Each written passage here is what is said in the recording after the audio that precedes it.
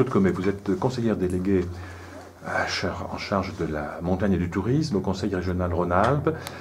Nous tenons aujourd'hui les assises ou le bilan semestriel du programme de la démarche Montagne 2040 consacré à l'immobilier. Il semble que sur ce dossier lancinant, des solutions soient amorcées. Pouvez-vous nous en dire plus sur ce qui change ? Ce qui change par rapport à l'immobilier de loisirs, dont on parle depuis vraiment très longtemps, c'est finalement la lucidité de l'appréhension du problème.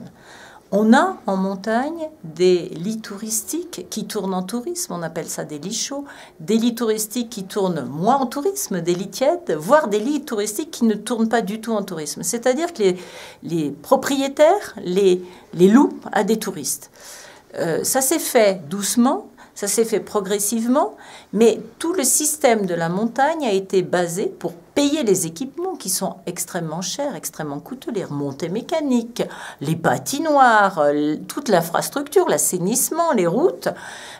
On l'a basé sur cette construction immobilière. Aujourd'hui, on se rend compte qu'on est au bout de la construction. On ne peut plus continuer à construire.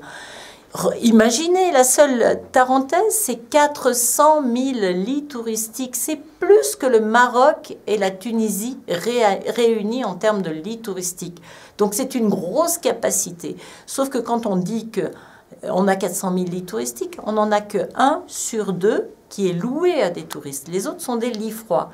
On sent bien qu'aujourd'hui, ce problème-là, on ne peut pas le laisser derrière nous, parce qu'on va continuer à construire du neuf, on doit l'attaquer. Quand on est lucide par rapport à ce sujet, quand on met des vrais chiffres, eh bien on commence à se dire il faut trouver des solutions. Alors ça bouillonne de tous côtés. Et on se rend compte que ce qui était une difficulté peut devenir une chance pour peu qu'on trouve l'ingénierie de montage de projet, l'ingénierie financière de cette remise en marché de ces lits touristiques. Alors les solutions, en profitant du changement de génération aussi, donc du changement de mentalité et de besoins des propriétaires et en tenant compte de la venue sur le marché, entre guillemets, de nouvelles générations et de nouveaux modes de consommation. Absolument. En fait, il y a des opportunités actuellement, mais extrêmement fortes. D'abord, tous ces lits sont des passoires énergétiques. Donc il faut bien les rénover. Les charges fixes des propriétaires ne font qu'augmenter.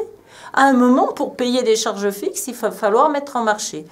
Et ensuite, ça c'est la première opportunité. L'énergie, la passoire énergétique, il faut rénover. On n'a plus le choix. Le deuxième sujet, c'est le changement de génération.